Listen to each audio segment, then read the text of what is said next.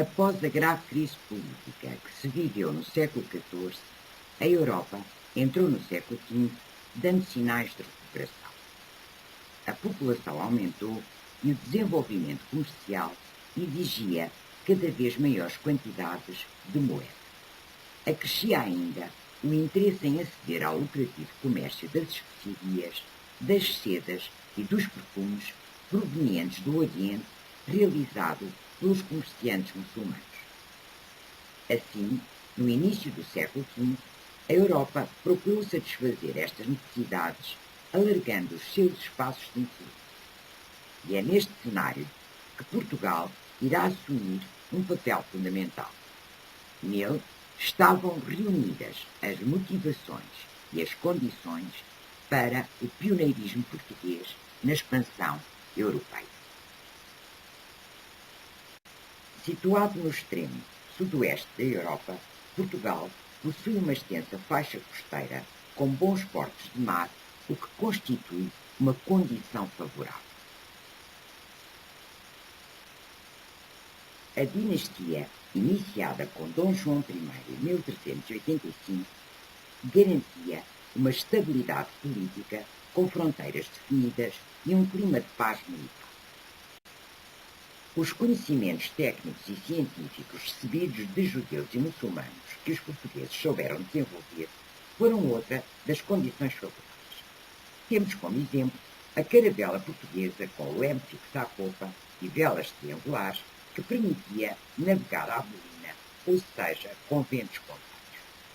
Ainda o aperfeiçoamento dos instrumentos de orientação, como a bússola, o quadrante, o astrolábio, a balestilha, os tripulantes e as cartas de marear, que permitiram desenvolver a navegação astronómica que se orienta a partir da observação de determinados astros. Depois da crise, Portugal, tal como os outros países europeus, tinha necessidade de ouro e interesse em participar no comércio das especiarias que vinham do Oriente.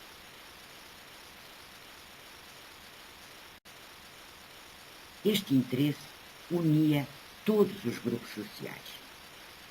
A nobreza pretendia cargos e privilégios. A burguesia mercantil desejava aceder a novos mercados e produtos. O clero pretendia espalhar a fé cristã e o povo tinha esperança em melhorar as condições de vida.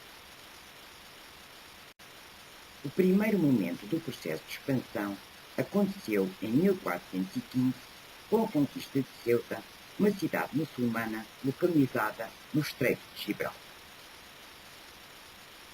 Conquistar Ceuta significava para os portugueses a continuação da luta contra os efetivos.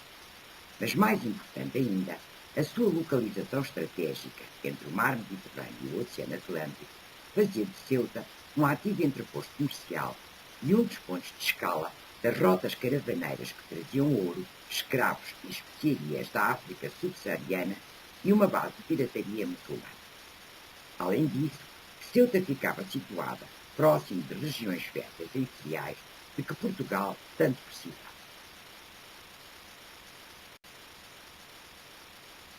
Os portugueses conseguiram conquistar a cidade de Ceuta com relativa facilidade, mas os resultados não foram os esperados. A conquista de Ceuta revelou-se um fracasso.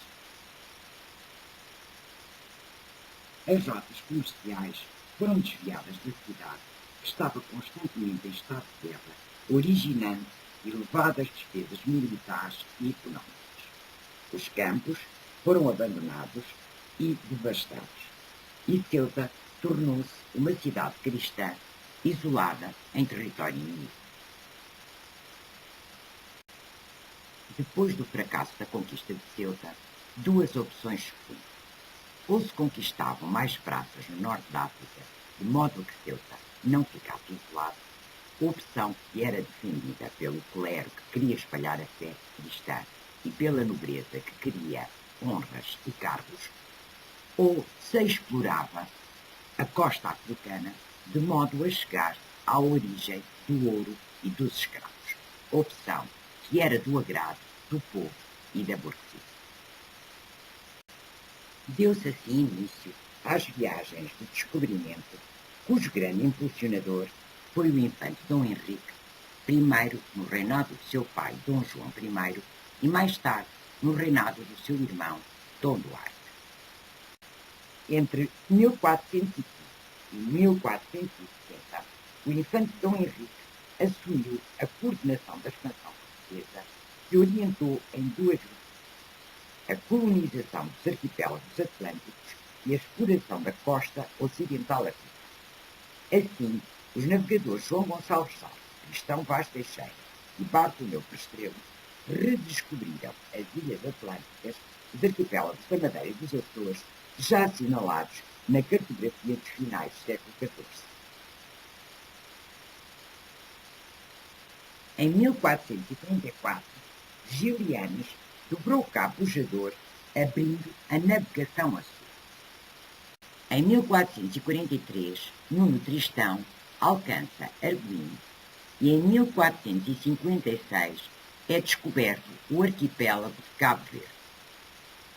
A Serra Leoa é atingida por Pedro Sintra em 1460, ano da morte do infante. Os arquipélagos atlânticos eram despovoados e houve que proceder ao seu povoamento. Foram divididos em capitanias, entregues a capitães donatários que tinham a seu cargo a vinda das populações. Na Madeira, foram explorados os cereais, a vinha, as plantas tintureiras e a cana-do-açúcar. Nos Açores, os cereais, as plantas tintureiras, a pecuária e os laticínios. Cabo Verde tinha um clima que não era muito favorável aos europeus, pelo que se recorreu à importação de escravos vindos da costa ocidental africana, que foram empregues na exploração da cana-do-açúcar. Na costa africana, os portugueses não pretendiam as conquistas, mas tão só dedicar-se ao comércio.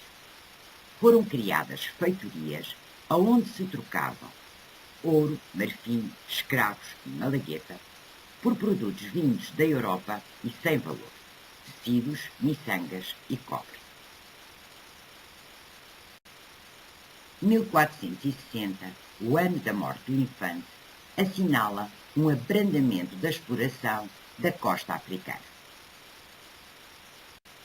Dom Afonso V vai privilegiar uma política de conquistas no Norte de África, indo ao encontro dos interesses da nobreza. Alcáçar de Quer, Argila e Tanja foram as principais conquistas.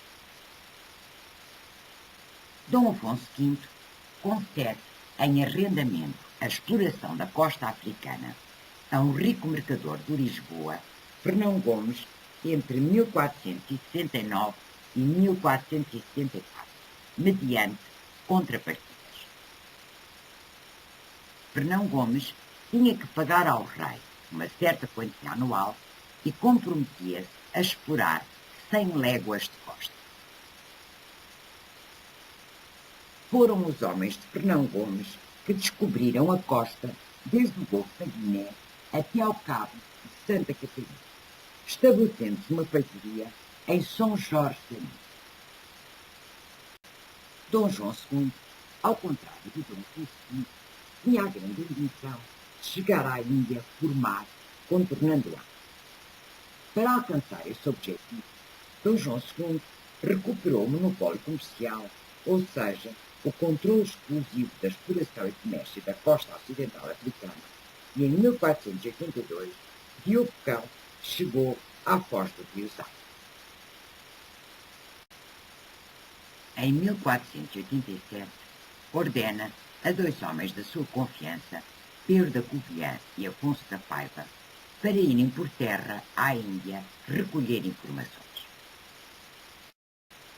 Entre 1487 e 1488, Bartolomeu Dias dobra o Cabo das Tormentas, a que Dom João II viria a chamar o Cabo da Boa Esperança. Finalmente, estava estabelecida a ligação entre o Oceano Atlântico e o Oceano Índico.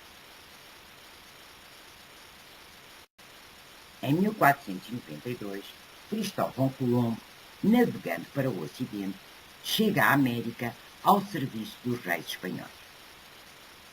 Este navegador genovês havia primeiramente oferecido os seus serviços a Dom João II, que recusava, pois acreditava que era navegando para o Oriente e contornando a costa africana o caminho mais rápido para chegar à Índia.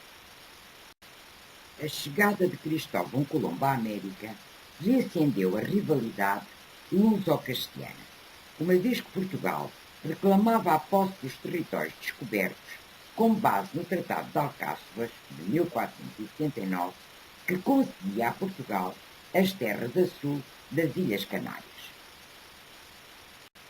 O conflito foi resolvido com a assinatura do Tratado de Tordesilhas de 1494, que dividia o mundo em duas partes separadas por um meridiano situado a 370 léguas a oeste de Cabo Verde. Este tratado instituiu a doutrina do mare clausum, criando duas grandes áreas de exploração geográfica e económica repartidas entre Portugal, a área situada a oriente do meridiano, e Castela, ocidente, deixando de fora os restantes países europeus.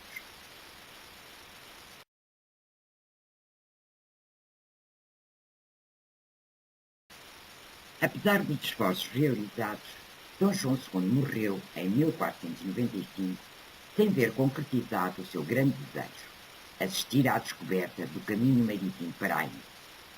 Contudo, nesta data, estavam já reunidas as condições que garantiam o sucesso da viagem. Os portugueses tinham experiência e informação sobre os ventos e correntes do Oceano Atlântico. Bartolomeu Dias tinha mostrado que era possível alcançar o Oceano Índico contornando a África. Foi já no reinado de Dom Manuel I que Vasco da Gama partiu de Lisboa em julho de 1497 em direção à Índia, destino que alcançou em maio de 1498, quando a Armada Portuguesa chegou a Calcutá, uma importante cidade indiana. Deste modo, inaugurou-se a Rota do Cabo, que ligava por mar a Europa à Ásia, permitindo o acesso ao lucrativo comércio das especiarias, dos perfumes e das sedas orientais. Em 1500, com o objetivo de afirmar a presença portuguesa na Índia, Dom Manuel I decidiu enviar uma poderosa armada composta por 13 navios e uma tripulação de 1.200 homens. O comando da armada foi entregue a Pedro Álvares Cabral, que seguiu a rota indicada por Vasco da Gama. Todavia, por razões não assinaladas no seu diário de bordo, a armada desviou-se para sudoeste, avistando terra em abril de 1500. Estava deste modo descoberto o Brasil, na época chamado por Terras de Vera Cruz. Pensa-se que os portugueses já tinham conhecimento da existência daquele território de viagens anteriores, descoberta mantida em segredo devido à política de sigilo praticada por Dom João II em relação aos descobrimentos.